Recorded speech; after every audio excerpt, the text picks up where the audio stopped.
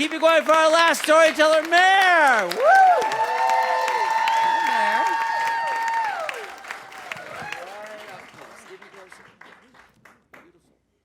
Hi, I'm an epidemiologist. That means if a bunch of people get sick after going to a wedding and they're all vomiting, I have to figure out why. It also means I look at a lot of data in my community, which is right now in northern Arizona at public health, and I have to look at patterns like things like diabetes and do we have a lot of heart disease. So one day I was sitting at my desk working away, and my colleague comes to my cube and says, "Hey, we found some plague in prairie dogs. Do you want to go out to the forest tomorrow and see if we can get some plague off of squirrels?" And I go, "Do I want to go out and get plague off of squirrels? Heck yeah." So about 4 of us head out the next day, and the first thing I'm thinking is, wait a minute, I just realized something. You hypochondriacs are not going to be able to listen to the rest of my story unless I tell you this. Plague, which killed, yes, half of the population of Asia and Europe in the Middle Ages. We actually have a thing called antibiotics now. So if you've been exposed and you do get plague, we can give you antibiotics to take care of it. So now you can focus on my story, all right? And you don't have it here in Michigan, so also you're in good shape.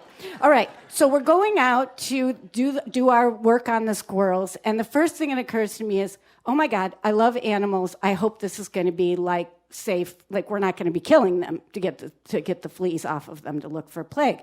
So I asked my colleagues, are they safe cages? Oh, yeah, it's, safe cages, we're fine, and, we let them go after, and okay, that's great. Because I really love animals. I have dog hair on me all of the time, and I always have a couple of dogs. And also, I was a part of my little sister's We Love All Animals Club when she was 5. And the motto was, we love all animals, big or small, mean or nice, stinky or clean. So I asked my colleagues, they said, okay, it's going to be safe trapping. Great. All right, so we get out there, and this is out in the woods, and we lay out our table, and we trap right away 4 dumb squirrels that, are just peanut butter, yay.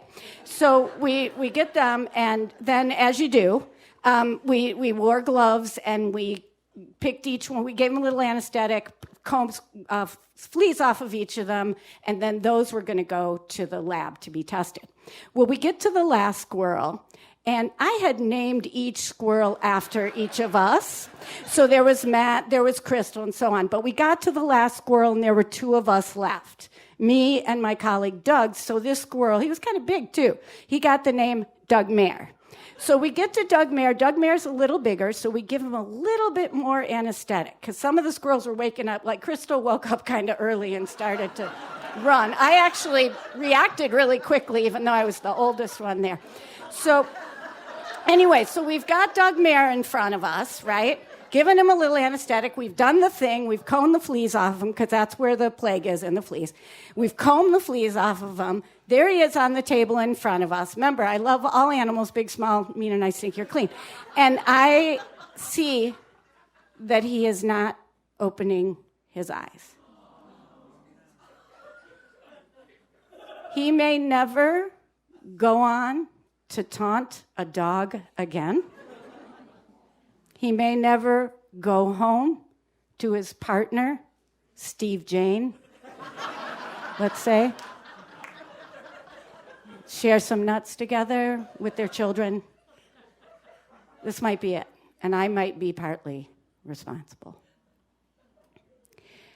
We all fell silent for a couple of seconds, but suddenly Matt, the person, not the squirrel, pushes me aside and says, wait a minute, I just completed CPR training. Matt takes 2 fingers, I am not kidding, takes 2 fingers and starts chest compressions on Doug Mare. Now, I have to tell you, I'm a very reasonable person, and I frankly thought, this is not going to work.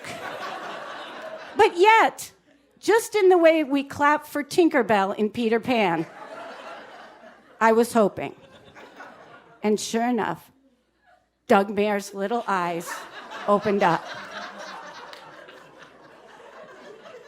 And we gently grabbed him, put him back in his cage, and we took all the squirrels back to where we caught them and let them go. Now, all I could picture from then on was what happened that night when Doug Mayer went home and says to Steve Jane, "You are not going to believe what happened to me today."